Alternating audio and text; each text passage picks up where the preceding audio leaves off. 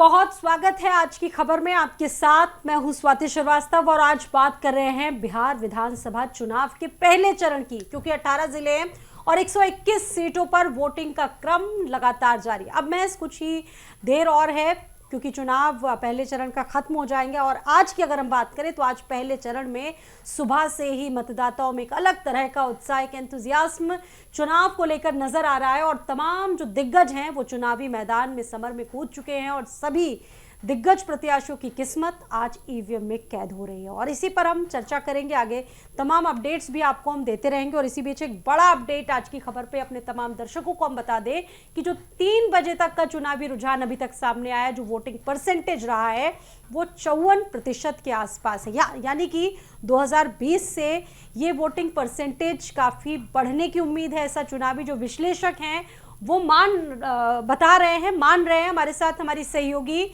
यशस्वी भी लगातार जुड़ी हुई हैं। यशस्वी, 18 जिले हैं और बड़ी हॉट सीट्स हैं ये मानी जाती हैं।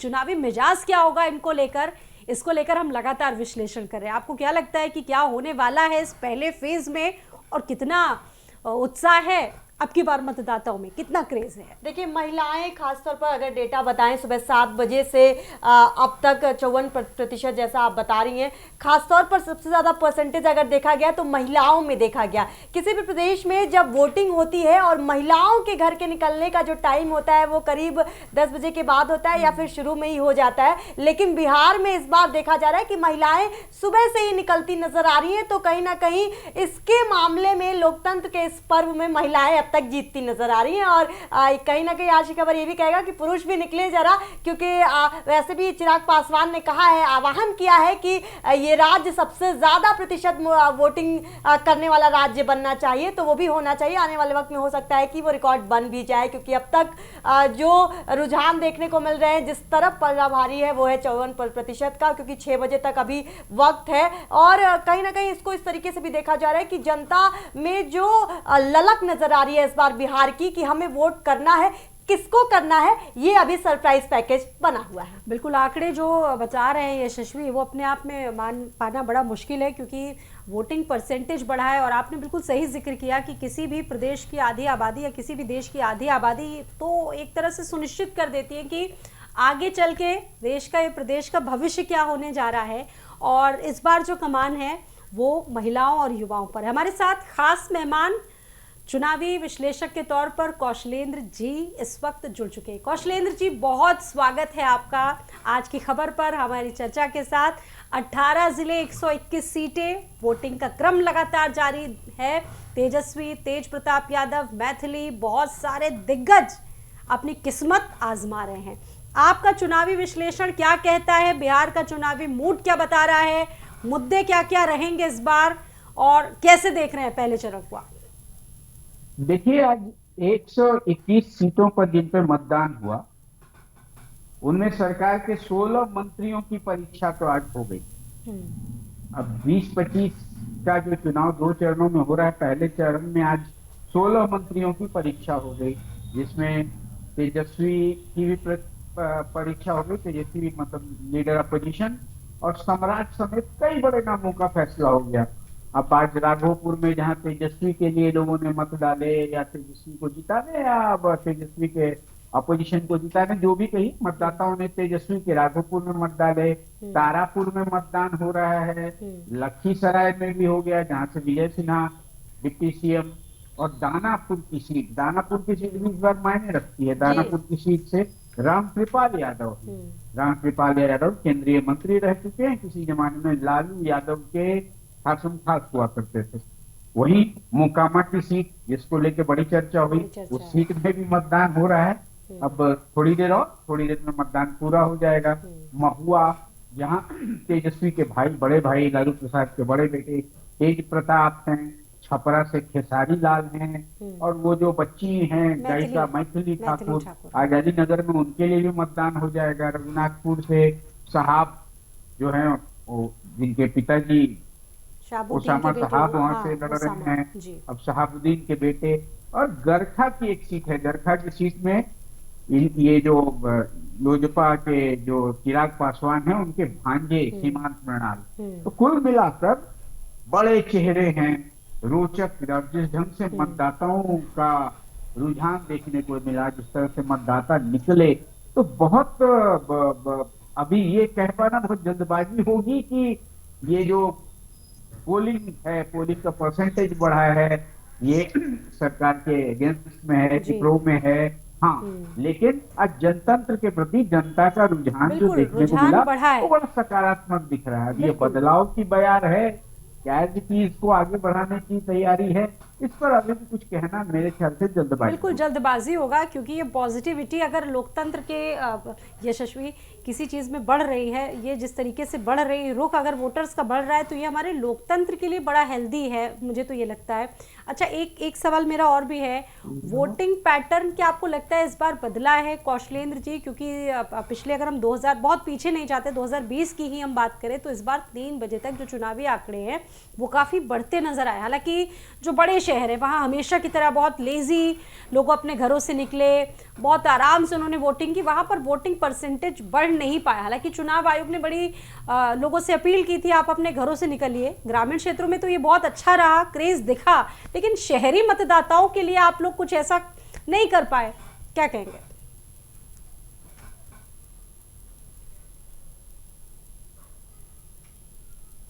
मेरी आवाज आ रही है आपको?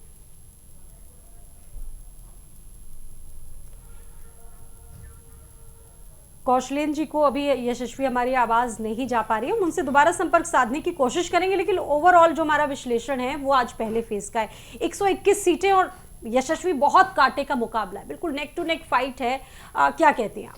देखिए, अब ये सामंजस्य की स्थिति जो बन रही थी कि एक तरफा सभी पार्टियां ये कह रही थी कि एक तरफा एनडीए जीत रही है, एक तरफा इंडिया गठबंधन जीत रही है। जनसुराज में भी अपना दावा ठोका था। लेकिन जो लोग राजनीति को समझते हैं, जो बिहार की राजनीति को समझते हैं, वो जान रहे थे कि इस बार चुनाव टक्कर का होने वाला है। बहुत ज्यादा सीटों का अंतर नहीं आएगा, जो भी पार्टी अपनी सरकार बनाएगी। और यही कारण भी है कि सबको उतना हाई प्रोफाइल बनाया गया और सबकी जो पब्लिसिटी है वो जनता के सामने आई। और आज भी देखिए, पहले चरण का एक तरफ तो 18 जिलों में चुनाव हो रहा है, लेकिन बाकी जिलों में जो दूसरे चरण में आएंगे वहां पर रैलियां कर रही हैं पार्टियां, यानी कि एड़ी चोटी का जोर लगा रहे हैं सभी पार्टी इस वक्त भी। और यही कहीं ना कहीं तय करता है कि सभी पार्टियों को ये पता है कि बहुत टक्कर का मुकाबला होने वाला। आज पूरा परिवार, लालू परिवार पूरा पोलिंग बूथ तक पहुंचा। राबड़ी देवी से पूछा गया कि दोनों बेटे मैदान में हैं, किस बेटे के लिए आशीर्वाद मांग रही हैं? उन्होंने कहा कि मन में दोनों बेटे हैं, लेकिन चुनाव प्रचार तो एक ही के लिए होगा। तो बहुत सारी बातें परिवार को लेकर के भी सामने आ रही हैं। और कौशलेंद्र जी भी हमारे साथ लगातार जुड़े। तस्वीरें कौशलेंद्र जी जिसका यशस्वी हम जिक्र कर रहे थे, हम लोग जिक्र कर रहे थे, तस्वीरें बड़ी सामने आ रही हैं। दिग्गज चुनाव देने के लिए निकले, तमाम तस्वीरें आई और एक बहुत अच्छा मैसेज देने की कोशिश की। लेकिन मेरा सवाल यही है कि वोटिंग पैटर्न क्या इस बार बदलेगा? क्योंकि शहरी क्षेत्रों में मतदान बड़ा सुस्त और धीमा रहा, लेकिन ग्रामीण क्षेत्रों की बात करें तो वहां बड़ा वोटर निकला अपने घरों से। महिलाएं भी सुबह सुबह, यशस्वी आपने देखा होगा जो तस्वीरें आई, बहुत लंबी लंबी कतारों पे नजर आई। तो क्या कुछ बदलाव की बयार नजर आ रही है इस बार? हालांकि ये थोड़ी जल्दबाजी होगा आपके लिए भी, लेकिन फिर भी क्या लगता है कुछ पैटर्न बदलने वाला है? देखिए, जिन 121 सीटों पर आज मतदान हुआ, अभी ये तत्काल कह देना कि पैटर्न बदल गया है और इससे बदलाव की बयान है, ये जल्दबाजी होगी। मैंने पहले भी अभी थोड़ी देर पहले मैंने यही बातें कही। बेसिकली ये मतदाताओं का जो रुझान दिख रहा है, इसको लोकतंत्र के एक मतलब पॉजिटिव एस्पेक्ट के रूप में देखिए। आपने बात की महिलाओं के, महिलाएं भी ग्रामीण क्षेत्रों में भी जमकर निकली। और ये इतने मतलब बिहार का चुनाव तो ऐसे ही हाई प्रोफाइल रहता है, लेकिन इस हाई प्रोफाइल चुनाव में भी जिस तरह से लोकतंत्र के इस महापर्व में लोगों की भागीदारी देखने को मिली, इसमें आप एक कह सकते हैं मतदाता जागरूकता, उसका एक बढ़िया सा पिक्चर देखने को मिला। हाँ, अभी 121 ही हुए हैं, 243 सीट है। Next phase on 11th of November, ये होने के बाद ही आप ये दोनों को आकलन करके आप कहेंगे कि ये बदलाव दिख रहा है, वो बदलाव दिख रहा है। अभी फिलहाल मुझे इतना ही दिख रहा है कि मतदाताओं ने इस महापर्व में बढ़ चढ़ कर हिस्सा लिया और आज चुकी।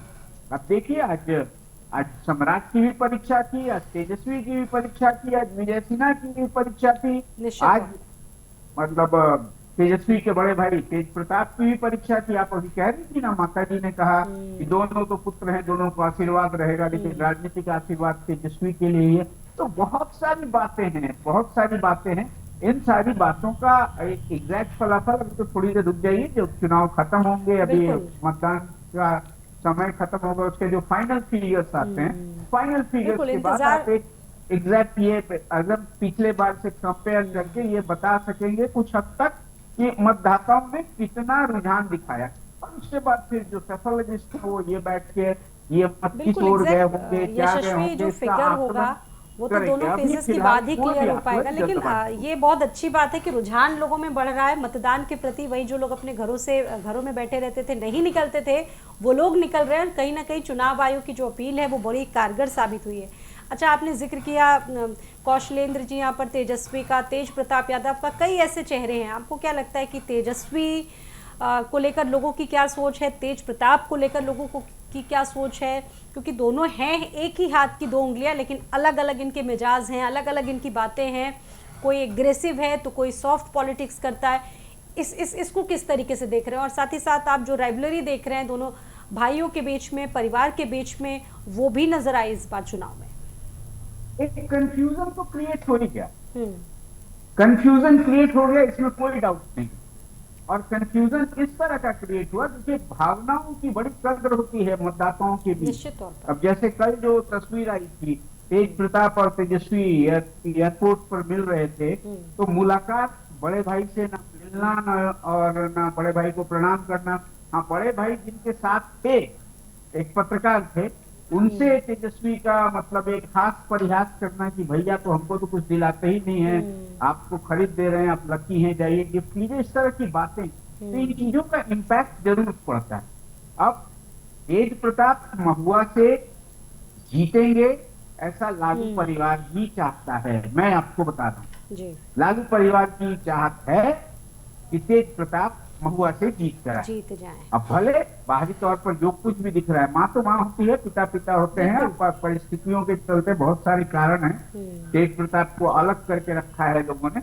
हाँ, लेकिन तेजस्वी जिस तरह से बड़े भाई को इग्नोर कर चल रहे हैं, इसका मतलब दुष्प्रभाव राजद को कहीं ना कहीं झेलना पड़ेगा ही पड़ेगा। जी, हल्के में नहीं है। जी कौशलेंद्र सर, मेरा एक सवाल अब इसमें ये भी मैं जोड़ना चाहती हूँ कि तमाम हॉट सीट की बात की जा रही है, उन चेहरों की बात की जा रही है जो ऑलरेडी राजनीति में है। मेरा सवाल सम्राट चौधरी को लेकर के रहेगा। तारापुर विधानसभा सीट से चुनाव लड़ रहे हैं और इसके साथ ही पहली बार प्रत्याशी भी बने हैं, और जनसुराज ने जिस तरीके से उन पर आरोप लगाए वो अभियुक्त बता रहे हैं 7 मर्डर केसेस में पहले, और उनके 10वीं की मार्कशीट लगातार मांगते रहे पूरे चुनावी प्रचार में। क्या लगता है इन सब फैक्टर्स का मतदाता पे वो असर पड़ता है? पहला सवाल। बी, ये सवाल इसमें ये भी जोड़ती हूँ सर कि जब आज की खबर के जो धरातल पे जब रिपोर्टर्स गए और जनता से बातचीत की, तो जनता ने का भी मन था कि सम्राट चौधरी जो कि डिप्टी सीएम है बिहार में, वो अपने जो मार्कशीट है वो दिखाएं, वो अपनी शिक्षा के बारे में बताएं। अब राजनीति में आप और हम जो पत्रकार हैं, राजनीति में जो मुद्दे अभी इन्होंने हालिया दिनों में जो खड़े किए पीके ने, अब इन मुद्दों की कितनी अहमियत होती है जनता के बीच। मुझे भी 3 दशक हो गए पत्रकारिता में, आप लोग भी अच्छा खासा समय गुजार चुके होंगे। अब इनकी कितनी अहमियत है हमारे लोकतांत्रिक व्यवस्था में, ये आप भली भांति समझती हैं।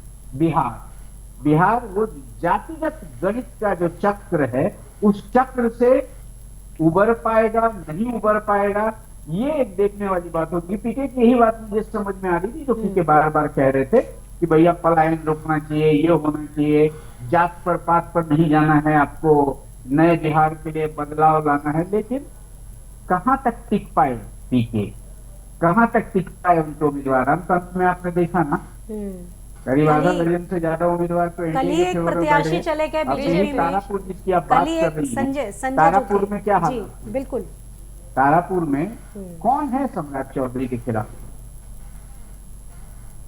कुल मिलाकर पीके का असर मुझे ऑल टुगेदर 10-20 सीट तक दिख रहा है, उससे ज्यादा उस मुझे नहीं भविष्यवाणी पे क्या कहेंगे सर? उन्होंने कहा कि तारापुर विधानसभा सीट से सम्राट चौधरी हार रहे हैं, नीतीश कुमार नहीं बनाए और मुख्यमंत्री का चेहरा नहीं है, और अपने लिए बोला कि 150 नहीं तो 25 से कम। ये दावे हैं दावों का, ये दावे हैं दावों का क्या चुनाव है, दावे पे आधार दावे नजर नहीं होंगे। आता है, हाँ? इन बातों का आधार नजर नहीं आ रहा है। कुछ नहीं, दावे हैं दावों का क्या। अब आप ही पत्रकार हैं, आप ही अगर कड़वे सवाल पूछ लेंगी तो नेताजी को तकलीफ हो जाती है। हाँ, मीठा मीठा गप, कड़वा कड़वा नेताजी की सुनिए, आप उसको आगे बढ़ाइए तो आप बड़ी अच्छी जर्नलिस्ट हैं। अगर आप क्रॉस करेंगी तो आप कहीं कहीं की गोदी मीडिया कोई है। नहीं। तो ये तो पैटर्न हो गया, जी और इस पैटर्न के बीच में पत्रकारिता करना भी एक चुनौती है। जी बिल्कुल सही बात है। नब्ज आपने सर, आप तो बहुत वरिष्ठ हैं, बहुत बेहतर तरीके से नब्ज पकड़ते हैं। अच्छा, आज एक तस्वीर ये भी आई, आपको भी पता चला होगा, विजय सिन्हा का बड़ा इस्तकबाल जो है बड़ा बुरी तरीके से हुआ, जोरदार तरीके से गोबर फेंका लोगों ने, वो तस्वीर भी हमने दिखाई थी। लेकिन 3 बार चुनावी हैट्रिक वो लगा चुके हैं, जीत दर्ज कर चुके हैं, लेकिन इस बार नैया डगमगाती नजर आ रही है, ऐसा विश्लेषक ही मान रहे हैं, बता रहे हैं। आपको क्या लगता है, नाराजगी है उनसे? देखिए, लखीसराय में जो कुछ भी हुआ, जी। विजय सिन्हा का जो वहां मतदान हो रहा था, और मतदान के दरमियान हमला होने से पोलराइजेशन ज्यादा होता है। बिल्कुल, विजय निश्चित तौर सिन्हा पर। को जहां हानि हो रही होगी ना, वो 2-3 घंटा पहले का वक्त उनके लिए वरदान साबित हो जाएगा। ये सहानुभूति की लहर और ये हम लोग की राजनीति का गणित बड़ा मिला जुला रहता है। और बिहार की राजनीति को वर्षों से देखने वाले लोग इसको भली भांति समझते हैं कि वहाँ राजनीति में भावनाओं के साथ उमड़ जाते हैं खेल कर मतों की लामबंदी कायदे से की जाती है। अब विजय सिन्हा का तुरंत ये कहना कि ये राजद के गुंडे हैं, इन पर बुलडोजर चलेगा, थोड़ा सोचिए ना, बुलडोजर चलेगा, राजद के गुंडे हैं, तो इस तरह की खबरें तो आजकल तो तुरंत खबरें, अखबार का जमाना तो है नहीं कि अगले दिन छप के आएगा, तत्काल पता चला। उन्होंने कहा और सोशल मीडिया में सर्कुलेट हो गया। तो जो उनके समर्थक घर में भी बैठे होंगे वो भी निकल के चले गए होंगे वोट करने। ये मेरा नहीं। बिल्कुल। अच्छा, खेसारी लाल भी चुनावी मैदान में है, बड़ा पसीना बहा रहे हैं। खेसारी लाल को लेकर कोई ऐसी भविष्यवाणी? एक्चुअली आदत सी हो गई है हमारे लोकतंत्र में लोगों की। मुझे लगता है मैथिली भी निकल जाएगी जी। मैथिली भी निकलेंगी, खेसारी भी निकलेंगी, उसमें पार्टी लाइन का कोई मतलब नहीं होता। वो पब्लिक जो है सीधा खेसारी के साथ तो एक प्लस पॉइंट है, वो मतलब यादव मतों की जो लामबंदी है ना, कर ले जाएंगे, वो खेसारी लाल को छपरा में मिल सकते। जीत की ओर अग्रसर करेगी। बाकी जो है वहाँ का जातीय गणित बड़ा अजीब है। वहाँ के बाबू साहब लोग भी, मतलब राजपूत जाति के लोग भी अगर राजद के साथ होते रहे हैं तो बहुत कुछ मतों का इधर उधर हुआ। तो इस बार जो खेसारी के साथ जो पोलराइजेशन दिख रहा है, तो मुझे लगता है कि खेसारी को ज्यादा तकलीफ नहीं होगी। कौशलेंद्र सर, खेसारी लाल यादव माननीय हो जी, जाएंगे। अनंत सिंह और मोकामा सीट पर बड़ा सस्पेंस बना हुआ है, इस पर क्या विचारधारा आपकी होगी कि इस पे जरा विचार स्पष्ट कीजिए कि क्या अभी, क्योंकि जिस तरीके से स्थिति उनकी बनी हुई है, जेल में रातों रात अंधेरे में लेकर के गया, उनके खिलाफ भी प्रदर्शन हुआ, उनके सपोर्टर्स ने भी साथ दिया, क्या लगता है उनकी स्थिति क्या बनी, क्योंकि 2005 से लगातार एमएलए बन रहे हैं? चलिए लौट पे चलिए लोकसभा चुनाव के टाइम में। लोकसभा चुनाव में ललन सिंह जी केंद्रीय मंत्री की हालत खराब दिख रही। पेरोल पे छूटे अनंत सिंह जी, और अनंत सिंह ने अपनी मित्रता निभाई। इस बार जब जेल गए अनंत सिंह, तो वहां पर प्रचार करते कौन नजर आए? ललन केंद्रीय मंत्री ललन सिंह जी। अब आप ये समझ सकते हैं वहां का जो गणित है, वो एक्चुअली सांसद है उस क्षेत्र के, सांसद है उस क्षेत्र के। जो कुछ हुआ वहां, क्या हुआ, दुलाचंद यादव हत्याकांड की किसने पटकथा लिखी, क्या लिखी, इसमें तो अब अंत में तो पीके ने इनकार भी कर दिया। पीके ने तो यहाँ तक कह दिया कि ये कोई बात हुई, हमने तो पीयूष प्रियदर्शी को दिया था, एक साक्ष्य लिखे थे, अब उसके साथ कौन जुड़ा हुआ इसकी बात आप क्यों करते? क्योंकि दुलाचंद यादव भी कोई मतलब देवता तो थे नहीं। अब अनंत सिंह देवता नहीं है तो दुलाचंद भी देवता नहीं थे। तो ये जो सियासी रंजिश चल रही है, इसमें हमको लगता है अनंत सिंह को गिरफ्तार होने से भी कोई फर्क नहीं पड़ेगा। इस बार सूरजभान सिंह अपनी पत्नी को वहां अच्छा, से बिल्कुल जीता नहीं पाएंगे, क्योंकि बिल्कुल, अनंत सिंह की का मैदान संभालने के लिए तो अनंत सिंह खुद वहां डटे हुए। अच्छा, मुद्दे पहला फेज, चूंकि देखिए सारी चीजें अपनी तरफ मुझे लगता है यशस्वी, लेकिन मुद्दे अपने अलग होते हैं, मुद्दों की बात अलग होती है, क्योंकि मुद्दों पर ही असली वोटर जो जाता है वो ये सोचकर देता है कि मुझे इस कैंडिडेट को देना है वोट। मुद्दे क्या वाकई प्रभावी तरीके से तमाम पार्टियों ने उठाए, हालांकि हर पार्टी विकास का दावा कर रही है, दम भर रही है, एसआईआर की प्रक्रिया भी जोर शोर से चली, तो आपको लगता है कि ये मुद्दे चलेंगे इस बार बिहार में? ये देखिए, पूर्वांचल जो या कहिए मोटा मोटी जो हिंदी पट्टी है, हिंदी पट्टी में वोटिंग के दरमियान मुद्दे क्या हावी होते हैं, वो मुद्दे आज तक खत्म नहीं हुए। अगर उन मुद्दों से उत्तर प्रदेश हो, पूर्वांचल हो, उत्तर प्रदेश के पूर्वांचल का इलाका हो, बिहार हो, या यूं कहें झारखंड भी जो बिहार से अलग हुआ, इन हिंदी पट्टी के इलाकों में लोग जात जमात से ऊपर कभी उठ ऊपर ही नहीं नहीं पाए। पाते, बिल्कुल सही बात। अब जात जमात जो है ना, इसमें मुद्दे सिर्फ नेताजी के भाषण देने का एक मसाला रह जाता है मेरे ख्याल से। अब देखिए ना, सीमांचल में जिस तरह से असदुद्दीन ओवैसी राजद की घेराबंदी कर रहे हैं, उन्होंने तो तेजस्वी को क्या क्या अनपढ़ गंवार बहुत कुछ कह दिया, क्योंकि उन्होंने तेजस्वी ने उन्हें एक्सट्रीमिस्ट कहा। अब उसका असर सीमांचल में, अगर सीमांचल में राजद को सीटें नहीं आती हैं, वहां फिर AIMIM जो पिछली बार 5-6 सीट पर बाजी मार लिया था, बाद में लोग तोड़ करके मिला लिए थे, फिर निकल कर आता है, तो फायदा किसको होगा? और अभी जो स्थिति है, आप कहेंगे ना कि क्या हो सकता है, मुझे क्या लग रहा है ना, मैं एकदम प्रैक्टिकल बता रहा हूँ, मुझे बहुमत की ओर अग्रसर कोई नहीं दिख रहा है। अंत में फिर देखिएगा वही छोटे दल और जो निर्दलीय वगैरह रहेंगे, वो फैक्टर त्रिकोणीय वाली स्थिति हो रही है तो। जी, त्रिशंकु वाली स्थिति नजर आ रही है जी। कौशलेंद्र सर, खींचतान होगी जी, मोदी फैक्टर क्या वर्क करेगा कि नहीं इस बार? अब पूरे देश में भारतीय जनता पार्टी तो बस प्रधानमंत्री मोदी के नाम पर ही लड़ती है, ये कोई बिहार का चुनाव तो है नहीं। झारखंड में भी मोदी फैक्टर पे लड़ा गया, लेकिन अब मोदी फैक्टर सर, आपने भी भगवा धारण किया हुआ है। आप भी अभी भगवा धारण किए हुए हैं, भले ही पत्रकार की हैसियत से भी यहाँ पर बैठे हैं, लेकिन भगवा तो आपने भी धारण किया हुआ है, तो कोई ऐसा विशेष संदेश? सनातनी आचरण है ना, गुरुवार है तो इस तरह का कपड़ा पहन लिया, जो आदेश हुआ घर से पहन लिया। नहीं सही। मोदी जी का फैक्टर काम करेगा सर? क्या मोदी के लिए अभी भी वो जन भावना बनी हुई है लोगों के मन में? देखिए, मोदी को पसंद करने वाले, मोदी से नफरत करने वाले, दोनों आज से नहीं, अभी हो गया 1.5 दशक से लोग बने हुए। अब इसके बावजूद, अब बिहार में चुनाव हुए थे ना, झारखंड में चुनाव हुए थे, वहां भी स्टार तो मोदी जी ही थे जी। लेकिन सरकार किसकी बनी? महागठबंधन की सरकार बनी।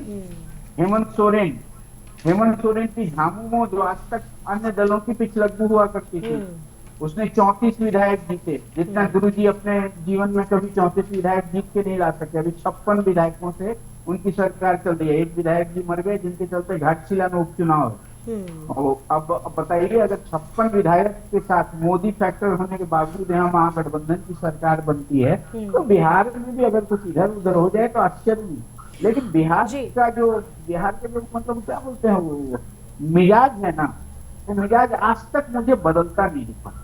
टेस्ट वही रहा है। के पहले तो बड़ी बड़ी बातें करते हैं, पलायन, जन स्वराज दिला देगा। भैया भीड़ तो पीछे के साथ, बिल्कुल, लेकिन वो जो सपोर्टर हैं वो वोटर नहीं बनते। मैंने हमेशा से देखा, सपोर्टर सभा में तो दिख जाते हैं, तालियां तो बजाते हैं, लेकिन रात में वो पता नहीं जात पर उनकी बात आ जाती है। अब जात से बात आगे बढ़े इस चीज से उबर ही बाकी नहीं तो पाते। जातिगत जो चीजें हैं वो हमेशा रहती हैं, भविष्य के गर्त में क्या छुपा है ये तो वही के वोटर बता पाएंगे। लेकिन अगर हम बात करें, बड़ी जनसभाएं हुई अखिलेश यादव की, प्रियंका गांधी की, राहुल गांधी की, जरा अगर एक नजरिया हम इसमें डालें तो ये बताइएगा कि योगी आदित्यनाथ ने भी बड़ी धुआंधार रैलियां की, और कहा जाता है कि जब जब योगी रैलियां करते हैं तो वो सीटें तो पक्का वो चुनाव तो जीत ही जाते हैं। योगी का कितना फैक्टर आप देख रहे हैं इन सीटों पर? अप्पू टप्पू चप्पू जैसी बातें भी उन्होंने कही, क्या कहेंगे जी? जहां जहां योगी आदित्यनाथ की सभाएं हुई हैं वहां उनका इम्पैक्ट दिखेगा। योगी आदित्यनाथ के साथ वो धार्मिक लामबंदी का जो फैक्टर है ना, वो जमकर काम करता है। और जब धार्मिक लामबंदी उन्हीं जगहों पर योगी आदित्यनाथ की सभाएं आपने गौर करी होंगी जहां धार्मिक लामबंदी निर्णायक होता है। अब दो ही चीजें हैं, एक तो जाति के नाम पर वोट लेना, और जाति का अगर समीकरण सटीक नहीं बैठ रहा है तो फिर उसको धार्मिक लामबंदी में लपेटा जाता है। राजनीति का बस यही दो फॉर्मूला अपनाते हैं नेताजी लोग, टिकट बांटने में भी और फिर चुनाव लड़ने में भी। तो जहां जहां योगी गए हैं वहां असर दिखेगा, ये मुझे लगता है। बिल्कुल, बहुत शुक्रिया कौशलेंद्र जी हमारे साथ जुड़ने के लिए। आपने अपना चुनावी वक्तव्य बताया और अपना विश्लेषण आपने हमारे तमाम दर्शकों के साथ साझा किया। आपका बहुत बहुत शुक्रिया जुड़ने के लिए, वक्त देने के लिए। तो अब बिहार का मूड क्या होगा, बिहार की जनता क्या बदलाव लाएगी, या फिर चीज़ें वैसी की वैसी रहेंगी, सारी चीज़ें देखने वाली बात है। फिलहाल अगले फेज से लेकर तमाम बड़ी अपडेट्स पर हमारी नज़रें बनी रहेंगी। आज की खबर आपको हर महत्वपूर्ण अपडेट्स तक पहुंचाता रहेगा। मुझे और मेरी सहयोगी यशस्वी दोनों को दीजिए इजाज़त। नमस्कार।